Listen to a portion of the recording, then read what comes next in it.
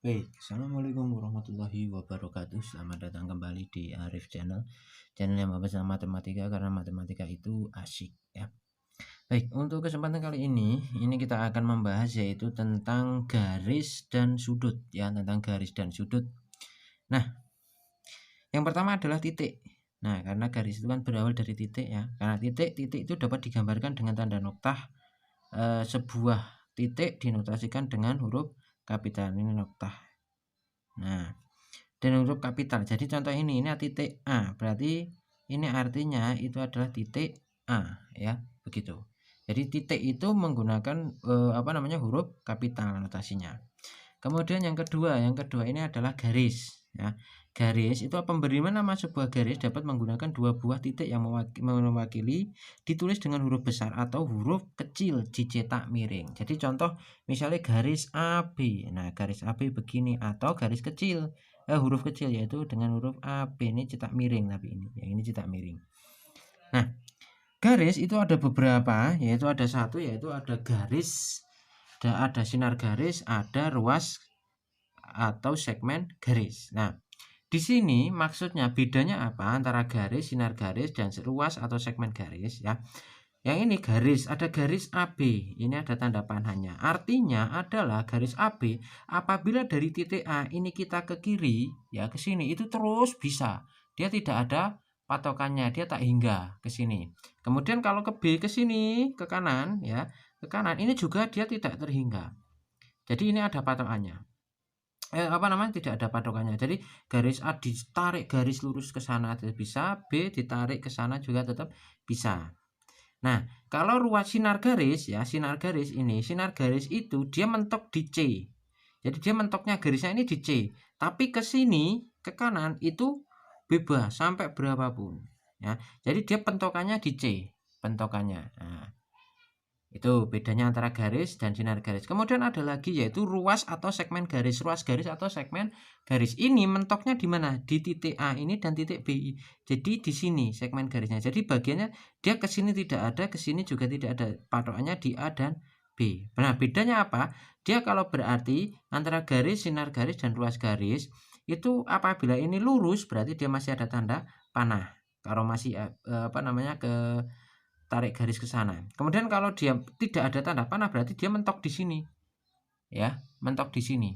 Apalagi kalau yang ini ruas garis, yang ruas garis berarti dia mentok, semuanya tidak ada tanda panah. Kalau garis ada tanda panah semua, kalau sinar garis itu salah satu hanya ada tanda panah, yang satu tidak ada tanda panah. Kemudian ruas garis atau segmen garis itu semuanya tidak ada tanda panah. Nah, begitu. Nah, kemudian ada titik, ada garis, ada bidang ya, ada bidang. Nah, bidang itu apa? Ini bidang ya, bidang adalah suatu daerah yang panjang dan lebarnya tak terbatas. Contoh ini adalah sebuah bidang. Nah, ini tuh bidang. Nah, itu. Nah, kemudian apa hubungan antara garis, titik, dan bidang? Nah, sekarang ini kita akan membahas tentang hubungan antara titik, garis, dan bidang ya. Nah, di sini yang pertama itu hubungan titik dengan garis. Hubungan titik dengan garis yaitu satu, titik terletak pada garis ini. Ini ada garis K. Garis K, di sini ada titik. Nah, titiknya itu terletak pada garis. Nah, itu. Kemudian yang kedua, ada titik terletak di luar garis. Contoh ini ada garis K. Garis K ada titik A. Titik A-nya itu tidak di dalam garis. Kalau ini yang pertama tadi adalah di dalam garis. Kalau ini di luar garis. Kemudian selanjutnya hubungan antara titik dan bidang ya, hubungan antara titik dan bidang. Yang pertama, titik terletak pada bidang. Ini contohnya ada bidang A dan titik A. Dia titiknya ini di dalam. Ya. Kemudian yang kedua ada titik terletak di luar bidang. Ada bidang A, titiknya di luar bidang. Ini. Jadi kalau ini di dalam, ini di luar.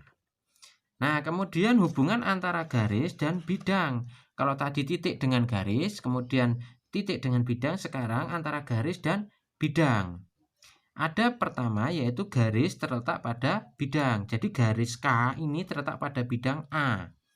Jadi garis K ini ada di dalam bidang A. Oke? Selanjutnya, yang kedua, garis itu terletak di luar bidang. Ini ada bidang A, ada garis K.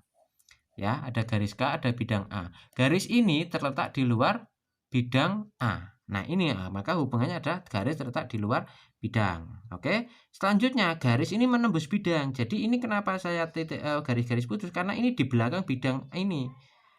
Jadi ada garis K, ya. Garis K ini menembus bidang A.